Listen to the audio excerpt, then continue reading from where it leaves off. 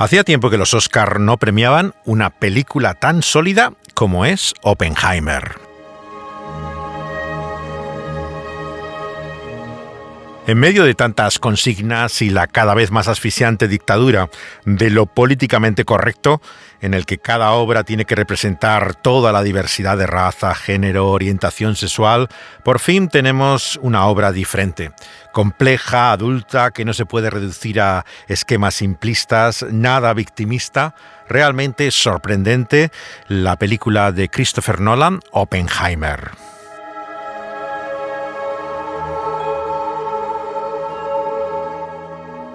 La obra de Nolan es un auténtico prodigio cinematográfico, perfectamente ensamblado, que hace que se pasen 3 horas sin darse cuenta. Es simplemente el espectáculo de conversaciones que te van despertando una creciente curiosidad, aunque uno no tenga ni la menor idea de ciencia. Su obsesión por lo analógico, además, y el perfeccionismo con el que trabaja, intenta y aspira a imitar a su maestro, Stanley Kubrick. Nunca le ha dado, sin embargo, tan buenos resultados como en esta película, que es, sin lugar a dudas, una verdadera obra maestra. And the Oscar goes to Oppenheimer. Oppenheimer. Oppenheimer. And Maria is see Oppenheimer. Oppenheimer ended awards season by winning 7 trophies at the 96th Academy Awards, including Best Picture, Best Actor for Cillian Murphy, and Best Director for Christopher Nolan. La película Oppenheimer arrasó en los Oscars. Su intrincado experimento visual y narrativo no tenía nada que temer al vacuo entretenimiento ambiguo de una película como la Barbie de Greta Gerwig, justamente olvidada en la edición de los Oscars, donde cada vez pesa más también la creciente presencia extranjera que hay en la Academia, que es bastante más inmune a las modas que prevalecen en Hollywood últimamente. Ni la directora ni las protagonistas de Barbie lograron ningún premio, aunque fue la película más taquillera del verano en Estados Unidos. No se me ocurre un actor mejor para interpretar a Oppenheimer que el irlandés Cillian Murphy.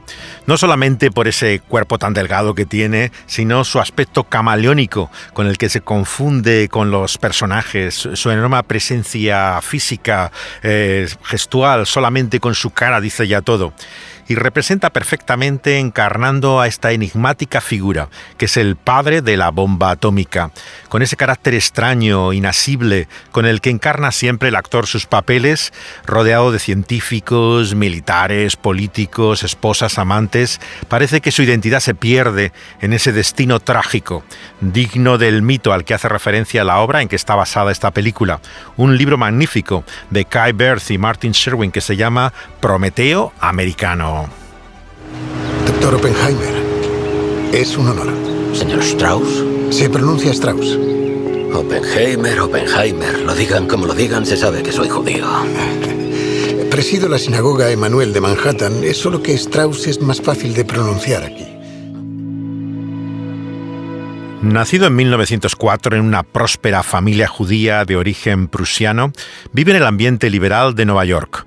Una familia que colecciona arte sin práctica religiosa judía y tiene una vida bastante promiscua en su juventud, interesado en la literatura, el misticismo, bastante inconsciente del mundo que le rodea hasta los años 30. Robert nació en el seno de una familia judía acomodada de Nueva York. Su padre, Julius, había nacido en la provincia de Hesse-Nassau, en el territorio del Reino de Prusia, en lo que acababa de convertirse en el Imperio Alemán Unido meses antes de su nacimiento, en mayo de 1871. En una época de creciente antisemitismo en Europa occidental y central, Julius Oppenheimer abandonó Alemania en 1888 a los 17 años con destino a Estados Unidos. Aunque prácticamente sin dinero, prosperó en América y cuando Robert nació en 1904, se había convertido en un rico ejecutivo de uno de los principales fabricantes textiles de Manhattan. La madre de Robert era Ella Friedman, una mujer de ascendencia judía también, que había nacido en Nueva York en 1870 en una familia de judíos alemanes que se habían dirigido a América una generación antes que Julius Oppenheimer. Ella era pintora, de quien Robert heredó algunos de sus puntos de vista estéticos sobre la estructura de la existencia y el universo. Ella y Julius tendrían otro hijo, un varón llamado Frank, que nació 8 años después que Robert, en 1912, y que seguiría los pasos de su hermano mayor, convirtiéndose en físico. La juventud de Robert fue privilegiada. A mediados de la década de 1900, su padre se había convertido en una figura importante dentro de los círculos empresariales neoyorquinos y a principios de la década de 1910 se mudaron a un gran apartamento en la calle 88 oeste de Manhattan, con vistas al embalse de Central Park, en una de las zonas más acomodadas de Nueva York en aquella época. La educación privilegiada que tiene Oppenheimer la lleva también a una escuela que todavía está al lado de Central Park, la Sociedad de Cultura Ética, un lugar donde, por cierto, predicó Tim Keller durante muchos años en el auditorio alquilado de este centro. Allí tiene sus primeros estudios que le van a iniciar en la ciencia, pero también en otras muchas materias humanísticas en las cuales también está interesado. Será en Harvard donde estudie química, pero inicia a partir de ahí todo un trayecto también por las principales universidades europeas, comenzando por Cambridge, en Inglaterra. ¿Por qué se fue de Estados Unidos? Quería estudiar la nueva física. ¿No podía hacerlo aquí? Creía que Berkeley tenía el departamento de física teórica más avanzado. Sí, después de que yo lo creara. Pero antes tuve que ir a Europa. Fui a Cambridge a estudiar con Patrick Blackett. ¿Era usted más feliz allí que aquí? ¿Más feliz? Sí.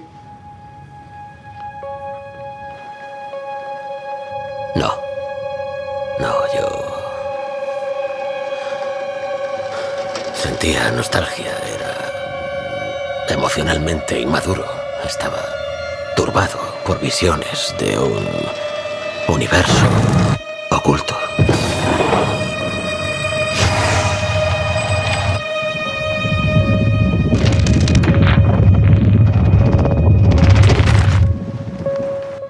Un inútil en el laboratorio.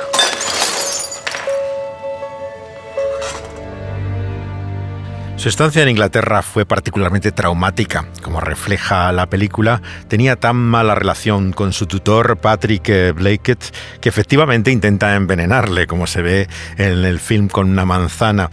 Según su propio amigo, luego lo relató Francis Ferguson. Él verdaderamente, como tantos judíos americanos, se siente fuera de lugar ya en una Europa con creciente presencia del nazismo. Ve que además su inclinación por la izquierda le aleja de muchos de los sectores conservadores que conoce en la universidad, ya que aunque nunca llegó a ser miembro del Partido Comunista como su esposa, sí que tiene, como tantos judíos americanos, una clara inclinación también por la izquierda. Hay una conciencia social colectiva, casi del Antiguo Testamento, por la que Oppenheimer incluso distribuye la riqueza que luego hereda con su hermano en todo tipo de causas humanitarias, en vez de dejarla, como la mayoría de la gente, a sus hijos o a su propia familia. Es alguien claramente concienciado, tanto social como políticamente. Quienes le conocieron durante sus años en Harvard, Cambridge y Gotinga recordaban a una persona que era una extraña mezcla de inteligencia combinada, a veces con una sorprendente ingenuidad, que a menudo hacía juicios y tomaba decisiones equivocadas y era propenso a la exageración. Con el paso de los años, desarrolló una vena arrogante, pero atemperada por la generosidad intelectual hacia quienes estudiaban y trabajaban con él, y a quienes enseñó en años posteriores. Un aspecto llamativo de su personalidad era su interés por la filosofía y el misticismo orientales, interesándose especialmente por el hinduismo y el confucianismo, llegando incluso a aprender sánscrito, la lengua sagrada del hinduismo, para poder leer los textos antiguos de esta fe en el original. Este interés por la religión y el misticismo no era un pasatiempo excéntrico. Para Oppenheimer, el estudio de la física era un punto de entrada a la comprensión de la naturaleza mística del universo y la existencia, y su perspectiva intelectual más amplia era la de una curiosidad abierta más que la búsqueda de datos científicos sólidos. Sin embargo, Oppenheimer también tenía un lado inestable y errático. Su comportamiento en Harvard fue a veces cuestionado por compañeros y profesores.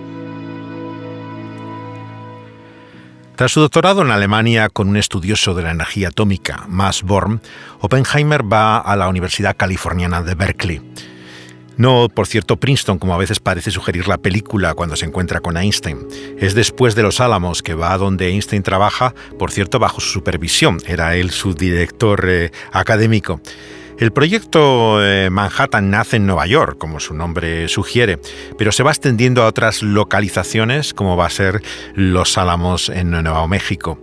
Él se incorpora al principio en la Gran Manzana, pero será el presidente Roosevelt quien lo llame para dirigirlo después de estar ya incluido en el desarrollo de este proyecto de lo que va a ser la energía atómica aplicada con usos militares. Aún queda mucho para Zúrich. Como adelgaces más, te vas a colar entre los cojines del asiento. Soy Rabi. Oppenheimer. Oí tu conferencia sobre las moléculas. Lo poco que pude entender. ¿Cómo es que un judío neoyorquino habla holandés? Me pareció oportuno aprenderlo cuando llegué a principios del semestre. Y en 6 semanas ya lo hablas como para dar una conferencia sobre mecánica cuántica. Quería ponerme un reto. ¿La física cuántica no era suficiente reto? Switzer. ¿Switzer? ¿Fanfarrón? Holandés en 6 semanas, pero no sabes yiddish. Es que en mi barrio no se habla tanto. Anda ya. ¿Lo echas de menos? Muchísimo. ¿Alguna vez tienes la sensación de que no somos bien recibidos aquí? ¿Los físicos? Muy gracioso. En el departamento, ¿no? Ellos también son judíos.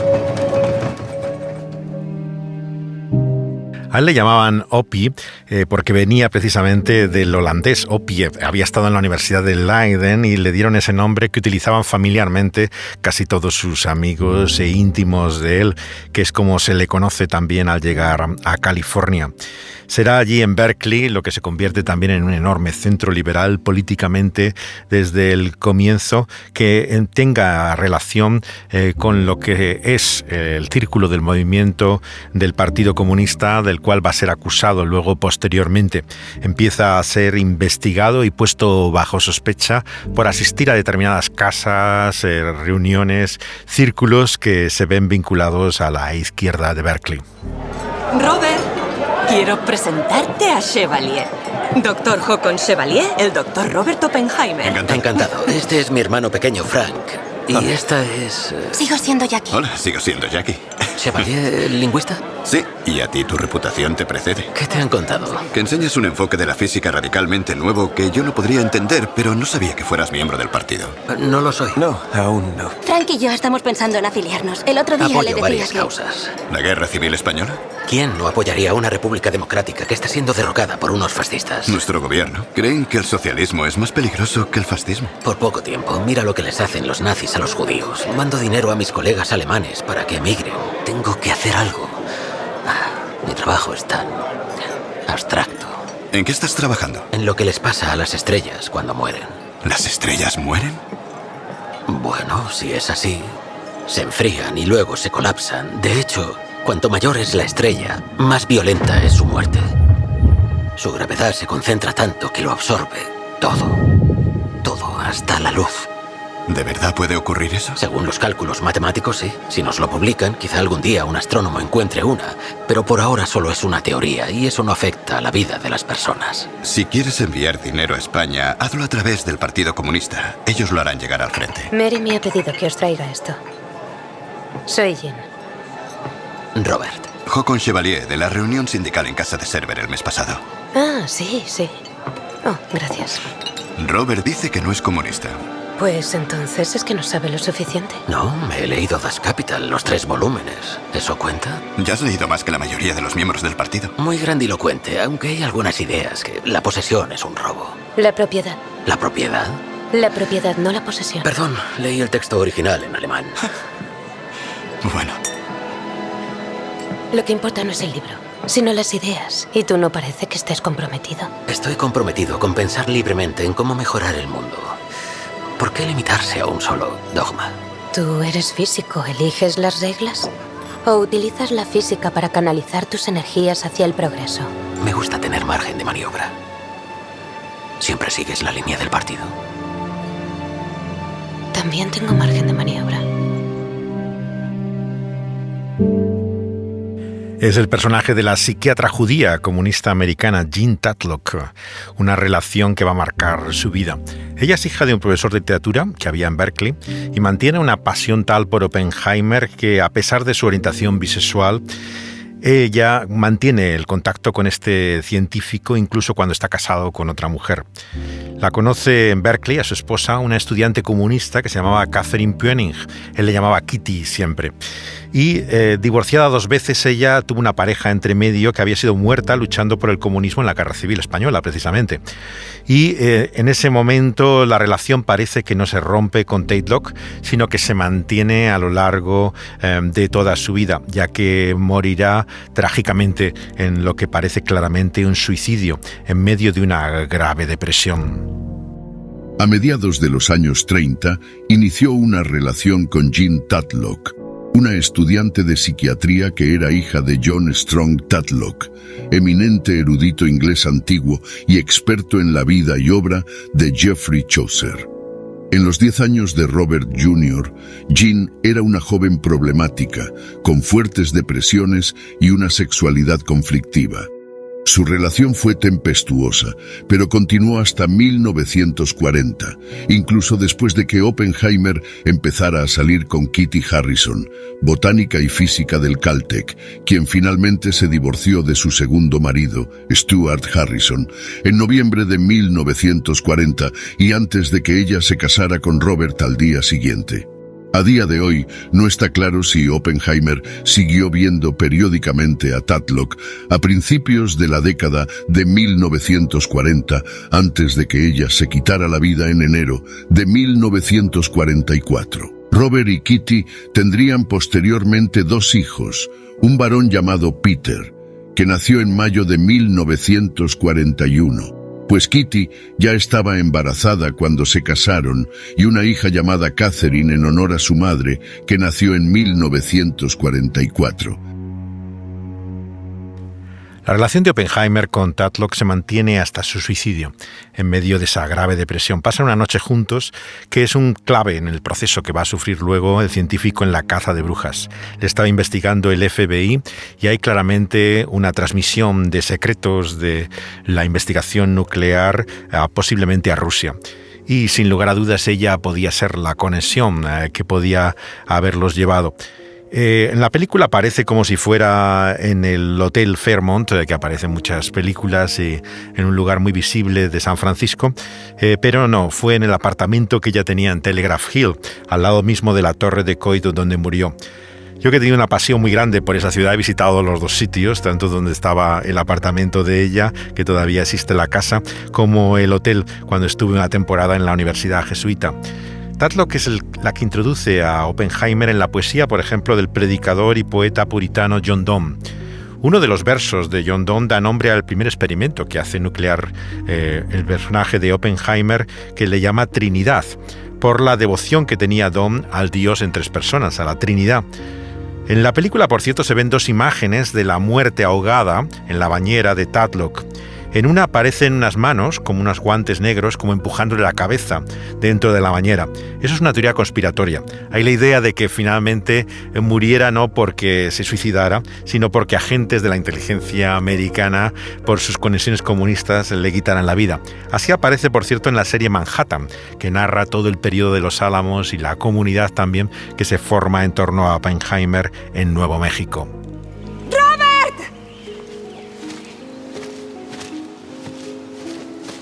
¡Robert! ¡Robert! ¿Qué te pasa? ¿Qué ha pasado? Su padre me ha llamado. La encontraron ayer en el baño. ¿A quién? Había tomado pastillas. Dejó una nota sin firmar. Tomó barbitúricos, pero tenía hidrato de cloral en la sangre. dejó una nota. Hinterlock.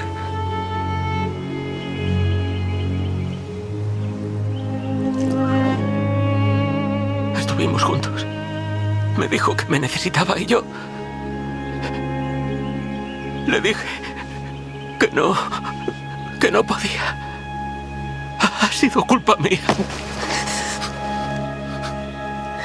No puedes cometer un pecado y pretender que los demás nos compadezcamos de ti porque haya tenido consecuencias. Así que recomponte.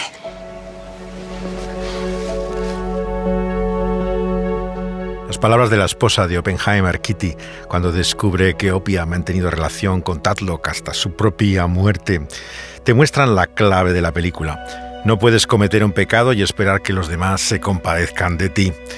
El problema que plantea Oppenheimer es el dilema mismo del perdón.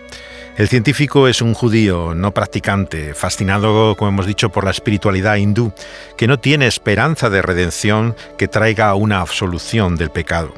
No hay penitencia alguna que pueda traerle el alivio del perdón. Detrás de todo este comportamiento errático, había una extraña mezcla de un individuo que podía ser terriblemente arrogante y que, como consecuencia de ello, se peleó con muchos colegas a lo largo de los años, pero que muchos biógrafos han llegado a la conclusión de que también era una persona profundamente insegura. La raíz de esta inseguridad puede haber sido la posición de Oppenheimer como hijo de un judío alemán emigrado a América en una época en la que el antisemitismo era común en todo el mundo occidental. Era un extraño constante, o al menos se sentía como tal, y se sabe que sufría frecuentes ataques de depresión. En resumen, era un enigma. El enigma que también en cierta forma somos todos nosotros. Su comportamiento errático revela una profunda inseguridad. Vivimos en este mundo con una total incertidumbre. Venimos a él en la confusión de nuestro tiempo y circunstancias y no sabemos qué va a ser de nosotros.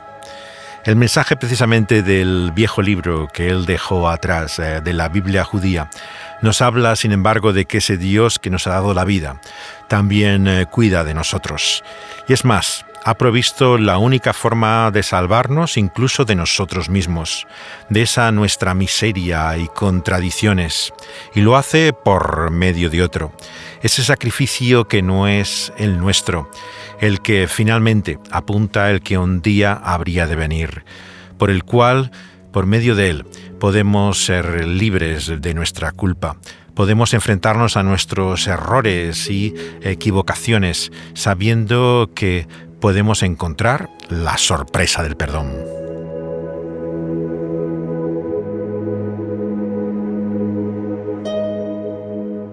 Seguiremos hablando de Oppenheimer aquí en Al Trasluz, en Dynamis Radio. El programa se emite dentro del pulso de la vida y lo pueden escuchar también una vez emitido, subido como podcast a diferentes plataformas donde lo pueden oír en cualquier momento. Está en la plataforma que tiene la emisora de Dynamis, en SoundCloud, con muy buen sonido. También está en iVoox, dentro de El Pulso de la Vida, el programa en el que se emite. Asimismo lo encontrarán también en Spotify junto a muchos otros podcasts de todo el mundo. Incluso en Apple para iTunes lo pueden encontrar como Al Trasluz. José de Segovia se despide de ustedes junto con Dani Panduro, que ha unido la música con las escenas de la película y de este documental sobre Oppenheimer, sobre el cual continuaremos hablando aquí, Al Trasluz, en Dynamis Radio. Hasta entonces reciban nuestros saludos, abrazos y besos. Aquí les esperamos.